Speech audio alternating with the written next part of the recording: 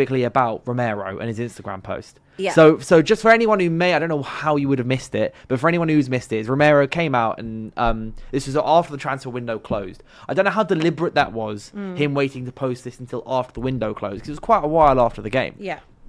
So he came out yesterday, photo of him in the Spurs kit from the City game, and he says, "Great effort from all my teammates yesterday. They were incredible. I wanted to be available to help them even though I wasn't feeling well, especially since we only had 11 players available. Unbelievable but true, and disgraceful," with a palm on his face emoji adding to it. "We'll keep showing up and taking responsibility to turn this around, working hard and staying together. All that's left is to thank all of you for being there and always supporting us, the fans, at 2 white hearts and then at Spurs official." Yeah. And then all the comments are going, "Well said, good stuff, my captain." You agree with that? So a lot of the Spurs fans, at least, like the comments with lots of likes, praising him and saying, "Well said, captain, well done, good stuff. Thank you for saying this." Well, I don't know what you can say back to that. I think if you read between the lines, in the last few Instagram posts that he did, like over the last couple of weeks, he did one not long ago that basically was calling out the board, and then they had to change the wording on it. So it is just like, whether or not he was ill or not, I find it very hard to believe that a man like Romero would come off at half time unless you were really unwell. I know he was unwell during the week, but like from Wednesday to Sunday, like if you played on, yeah, I mean, I don't know. I find that little bit odd. Yeah, I find that a bit odd, but who knows? Maybe in time we'll find out, and it is what it is. He said what he said. I think that it is a disgrace if I look at this transfer window and the position that they've left Thomas Frank in.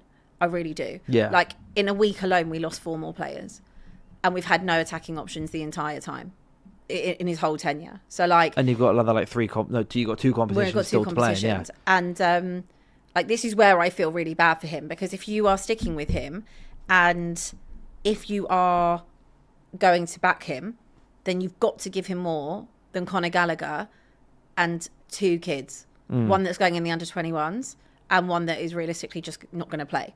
So you've given him all of that in a whole month. So I have no issue with anybody calling out the board, to be honest with you. And if the captain in Romero is happy to call out the board, then that's because he's trying to raise the standard as to what is going on at Tottenham Hotspur. Because I genuinely didn't think he was going to stay in the summer. I thought he would be going to Atletico. I was surprised that he was still there. I remember you mentioning, yeah. I really was shocked. And the whole standard needs to be raised. Like, he's not wrong. That goes for the players on the pitch, firstly, and playing for the shirt and the badge. That goes on the manager and the tactics and what you're putting out there.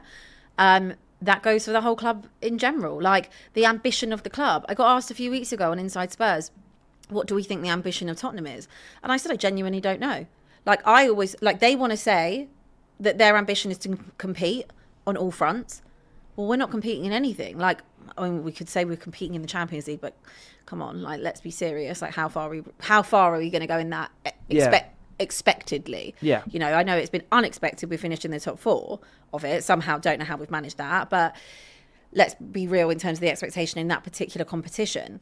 But if I was to say, well, the expectation of Tottenham, I mean, honestly, the expectation is to finish in the top half right now, because we haven't finished in the top half last season, and there's a very high chance we won't finish in the top half this season. So you want to leave him in this situation with 14 players out, and you bring in only one that's going to come straight into the team, which is Conor Gallagher. You're 5 points off Everton in 10th. Yeah. And like, we're talking about Tottenham here. Yeah. I know that people say, well, you're Tottenham, you're crap, you're this, you're that. Fine, but they're still a Big 6 club. It's a disgrace that they finished 17th last year.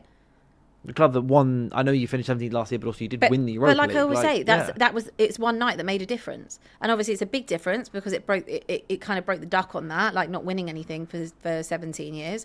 But you finished 17th. And if you didn't win that, you just finished 17th. You were the next team to go down.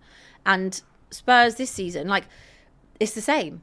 And whether or not it's the medical staff that are at fault for the injuries, obviously some can't be helped. Like when you look at Kulusevski and you look at Maddison, for example, if you get something like an ACL or like more of a freak injury, you can't prepare for that. When you're constantly getting muscle injuries, hamstrings, like, you've got to do better. Like, what's the recovery like? What are you doing? Like, how are you managing these players? That's something that I remember under Erik ten Hag, I was always gobsmacked about, being like, how do we get this many injuries? Yeah. Like, it was, I don't know what, like, I remember because we hired, what was his name?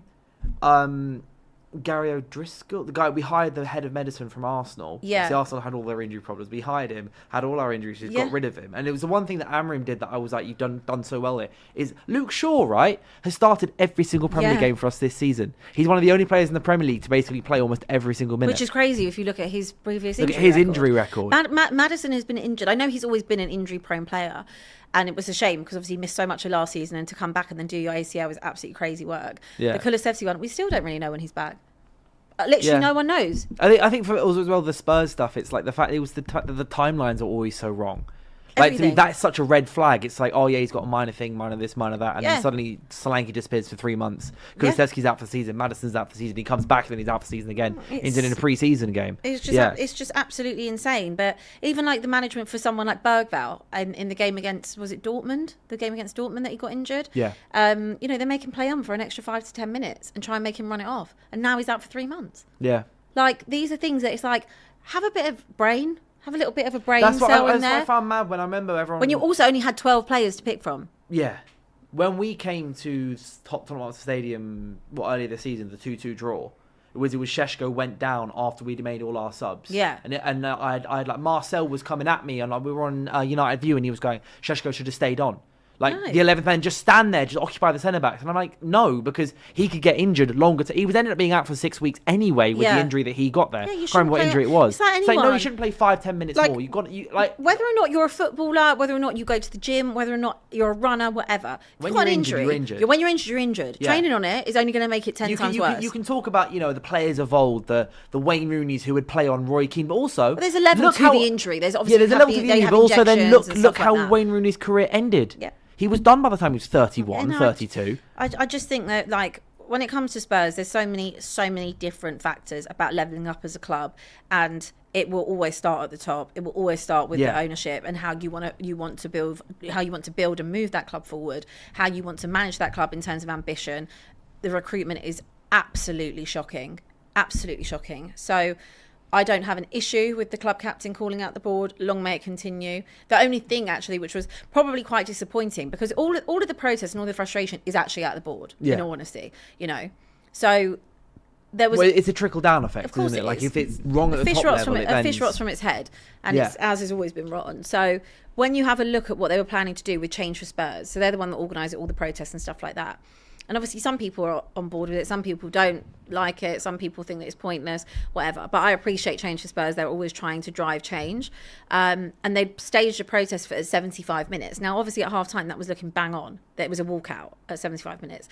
But, of course, when it got to 75 minutes, we've had 25 minutes of watching half-decent football. No one's going to walk out when that's going on. But that's not because the feeling has changed. That's because they're behind the team. Yeah. So I did see a few people online being, like, posting videos. I saw the videos of, like... Yeah, but it's like, being that's just such a stupid, pointless thing to say. But firstly, what are you mocking them for if you're a Spurs fan? Like, you should be wanting Change for Spurs to help change And also this as well, club. the video, I've got to say, the video was before they'd even actually left the ground. Yeah. They were in... So they could have filmed that video and then gone back. Yeah, they so could even have. then, it's like, if you actually wanted to make a point, no one else walked out, you still want to walk out. Leave the actual stadium first, then do the video. Yeah, exactly. But also, like, at this point, the team is trying to win the game, which we haven't seen for a long time. Yeah. So, of course, at the end of the day, all we want is to have success and to win games. So you're not going to stage a walkout when the team are actually, for once, putting in... Doing kind of what you're asking for what they're anyway. asking for. So it doesn't change the feeling towards the board. It doesn't change the feeling, and hopefully there'll be other protests.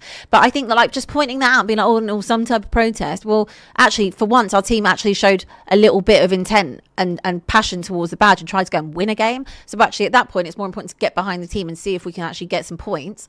Although you can always walk out on another day. There'll be a million other times for you to do the walkout, but I just don't like it. Like, I just think, we constantly sit here and we moan about the shortcomings of our club and of our board. And when people like Change for Spurs or like the Supporters Trust want to do something to try and drive that, like, just don't take the mic. Just shut up. You've got nothing nice to say. I also think it's so interesting, and I really think it's a real big difference when a manager calls out a board and when a player does. Yeah. I think it's...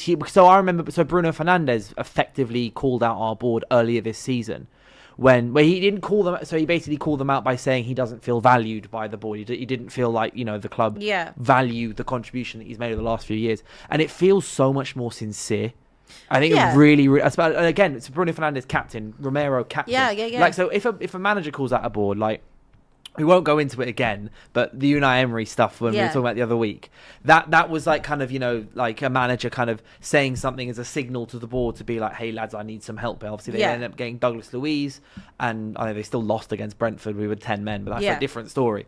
But then I think when a player does it, it's done from, they've got less of an angle. Do you know what the difference is? If that makes sense. You can sack a manager, but you can't really sack a player. Yeah. So if players are pretty untouchable, they can, for the most part, say what they want to say. Like, and when but it also feels so much more sincere. It's not like It does. going at the board because the board have given you a player. Yeah. Like it feels like if a player comes out against the board, it's speaking more from the heart. Yeah, and it's because they also want to match the ambition. Yeah, and I think you don't play football to finish 17th. And if a player is speaking against the board, I think it reflects more honestly about what's really going on rather than a manager. I don't think anyone would ever have a problem with a player speaking out against the board. Yeah, ever. The and board especially would. The board can. I hope the board find all of it very uncomfortable. Yeah, but I have no issue with it at all, and it's about time we saw some leaders kind of in this Spurs team. So if that's the way that we're going to do it, I mean, I can't see anything changing. But that the January transfer window will show you everything on that. I actually honestly forgot it was deadline day yesterday because I was just like, we're so yeah. I mean, we did nothing. No.